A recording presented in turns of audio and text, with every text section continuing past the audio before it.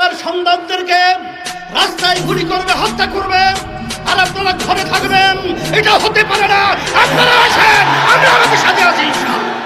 আবু সাইদের হাতে কোনো অস্ত্র নেই, ওর হাতে কোনো লাঠি নেই, ও একটা মেধাবী ছাত্র, ওর কোনো সন্ত্রাসীর কোনো তালিকা ওর নামে নেই। সেখানে ঠান্ডা মাথায় ওর বুকের ভিতরে একটা নয় কয়েকটা গুলি করে পাখির মতো লুকিয়ে ফেলে হয়েছে।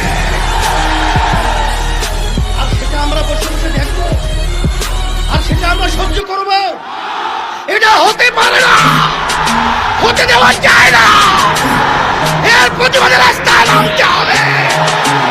খুনিদের বিচার বাংলার জমিনে করতেই হবে। তাই তাদের বক্তব্যের কারণে আজকে এই হত্যাযজ্ঞ বাংলাদেশে ঘটেছে। আপনারাই আপনাদের সন্ত্রাসীদেরকে উস্কিয়ে দিয়ে